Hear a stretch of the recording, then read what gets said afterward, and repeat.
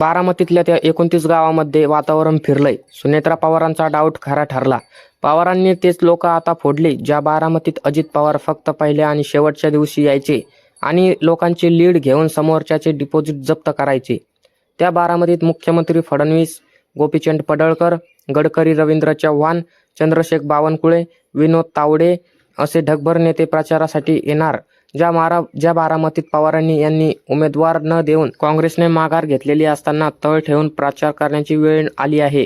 त्या बारामतीत सुनेत्रा पवारांना आधीच डाऊट आला होता की घोळ नेमकी कोणी आणि कसा केला. अजित पवारांचा अपघात की घातपात. सुनेत्रा काकी गप्प, मोबाईल सापडतो आणि ब्लॅक बॉक्स जळतो. पार्थ पवार गप्प, बारामतीत दादांची FIR घेतली जात नाही. अख्खी बारामती पाहते आणि सरकार गप्प. 2 महिन्यात सगळा विषय हाताबाहेर निघून गेला. अजित पवारांच्या काळात मिनिमम बारामती प्लस मॅक्झिमम राज्य ही रणनीती होती.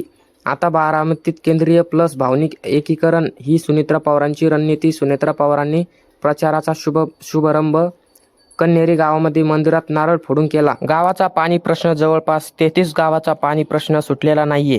अजित पवारांनी 2024च्या विधानसभा निवडणुकीत बारामतीतल्या ते 29 गावागावात पदयात्रा आणि सभा घेतल्या. त्याच दरम्यान दिवाळी ही होती. 3 दिवस बारामतीत पवारांनी म्हणजे अजित पवारांनी तळ ठोकला होता. बारामतीतला प्रचार फिरतोय हा डाऊट अजित पवारांच्या मागच्या विधानसभेला आला, पण अजित पवारांनी ते मॅनेज केलं. यावेळी मात्र फॅक्टर पूर्ण बदललाय. ही जागा अजित पवार यांच्या 8व्या टर्ममधून रिक्त झाली. पवारांचा वारसा मी पुढे चालवते हा संदेश घराघरात पोहोचेल ही वेळ आली, कारण 2 महिन्यामध्ये मतदार आणि 8व्या टर्मपर्यंत अजित पवारांना घेऊन जाणाऱ्या पवारांना विश्वासघात घेतलं नाही. बारामतीतला खटकलं विमान 10 दिवस गावाची वेस सोडली जात नाही.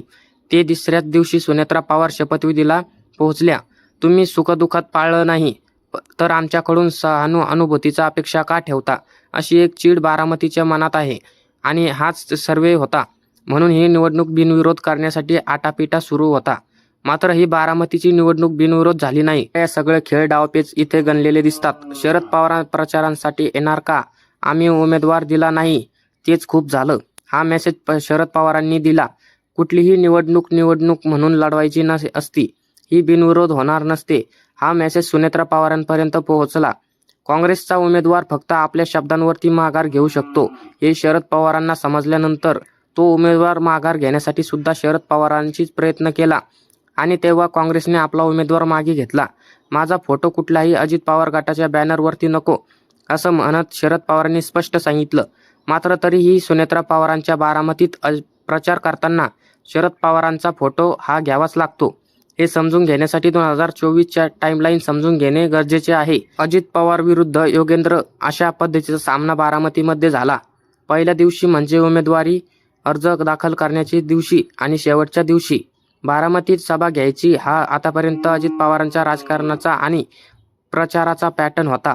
मात्र 2024ची निवडणूक अपवाद ठरली. 29 गावामध्ये पदयात्रा काढल्या गेल्या, छोट्या मोठ्या सभा घेतल्या गेल्या, बैठका लावल्या गेल्या, कार्यकर्त्यांना पुन्हा एकजूट केलं गेलं, आश्वासन दिलं गेली. 23 गावांचा पाणी प्रश्न सोडू असं 2024लाही सांगितलं गेलं आणि आता 2026ला सुनेत्रा पवार सांगतात ही सगळी वेळ आली होती कारण त्या 29 गावामध्ये वातावरण फिरतंय याची माहिती अजित पवारांना मिळालेली होती. आता ही नेमकी गाव कोणती तीही समजून घेऊया. शिरसुफळ, सुपे, मोरगाव, सोमेश्वर अशा अनेक गावामध्ये प्रचारानिमित्त 2024ला अजित पवारांना सभा घ्यावा लागल्या होत्या. जवळपास 59 गावामध्ये गाव भेट दौरे अजित पवारांना करण्याची वेळ 2024ला चालली, कारण अजित पवारांना मेसेज मिळाला होता की वातावरण आपल्या विरोधात फिरतंय. मात्र ते अजित पवारांनी त्यावेळी मॅनेज करून घेतलं होतं. आता अजित पवारांच्या अपसेंटीमध्ये सुनेत्रा पवार, पार्थ पवार, जय पवार ह्या बारामतीतील प्रचार सांभाळायचे. त्यामुळे त्यांना पुरेपूर माहिती आहे की अजित पवारांच्या विरोधात वातावरण नेमकं कोणत्या गावामध्ये होतं आणि विशेष करून ते 29 गावच घात करतील अशा चर्चा आता व्हायला सुरुवात झाली. याही पलीकडे जाऊन आणखी एक मुद्दा समोर येतोय. मला सांगा, सुनेत्रा पवारांना अर्थमंत्री म्हणून शपथ कधी दिली जाणार आहे? अर्थमंत्रीपद सुनेत्रा पवारांना दिलं गेलं नाही कारण तोंडावरतीच अधिवेशन होतं आणि राज्याचा अर्थसंकल्प मांडायचा होता. सुनेत्रा पवारांना तो लगेचच्या लगेच शक्य झाला नसता. म्हणून तात्पुरती जबाबदारी ही देवेंद्र फडणवीस यांनी सांभाळली होती आता अधिवेशनही होऊन गेले. मग जी जागा अजित पवारांची जागा सुनेत्रा पवारांसाठी देण्यासाठी उपमुख्यमंत्रीपद दिलं, राष्ट्रीय अध्यक्ष त्यांना केलं, गटनेतेपद दिलं गेलं, या सगळ्या जबाबदाऱ्या सुनेत्रा पवारांना दिल्या, तर अजित पवारांकडे असणारं अर्थ खातं अजूनही सुनेत्रा पवारांकडे का दिलं गेलं नाही, हा प्रश्न विचारावा नाही का? असे अनेक प्रश्न आहेत जे भाजपने अजूनही गुलदस्त्यात ठेवले. या प्रश्नावरती कोणी बोलत नाही आणि कोणाला बोलून दिलंही जात नाही. त्यामुळे या 2-3 गोष्टी ज्या आहेत त्या बारामतीतले चांगलेच खटकताय. विशेष करून बारामतीतली FIR प्रकरण तर आणखीच गाजलेलं आहे. काँग्रेसने शेवटपर्यंत आपला उमेदवारी कर्ज मागे घेण्याची अट एकच ठेवली होती, ती म्हणजे अजित पवारांचा घातपात की अपघात याबाबत महाराष्ट्रामध्ये गुन्हा नोंद करा, आम्ही लगेचच्या लगेचच आमच्या उमेदवारी अर्ज मागे घेतो. मेसेज पोहोचवला होता की लोक सत्तेत आहे, सुनेत्रा पवार उपमुख्यमंत्री आहेत, अजित पवारांचा घातपात झाला की अपघात याबाबतची FIR त्यांची ताकद वापरून कोणत्याही पोलीस स्टेशनला नोंद करून घेऊ शकतात. मात्र तसंही सुनेत्रा पवार करत नाही. मग फक्त मतलबापुरतंच हे आपल्याकडे येतात का, असे प्रश्न करून दिले. शरद पवारांना शेवटच्या क्षणी आत्मविश्वासात घेतलं नाही. 8 टर्म आमदार होण्याचा रेकॉर्ड अजित पवारांना कायम ठेवता आला, ते शरद पवारांच्या आशीर्वादाशिवाय ठेवता आलं असतं का? टाईमलाईन बघितली तर रोहित पवारांच्या आरोपानुसार अजित पवार जाण्याअगोदर 2-3 महिने आधीच अजित पवारांचे सूर भाजपापासून वेगळे व्हायला सुरुवात झाली होती.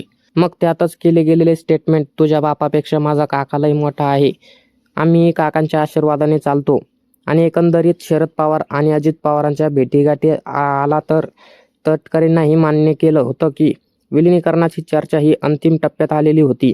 मात्र अजित दादा असतानाचे विलिनीकरण आणि दादा नसतानाचे विलिनीकरण खूप वेगळे होणार होतं, आणि म्हणून विलिनीकरणाबाबत काही घडलं नाही किंवा विलिनीकरणाबाबत कोणी बोललंच नाही, असा मेसेज तटकरेंनी जवळपास 1 महिना पोहोचवला.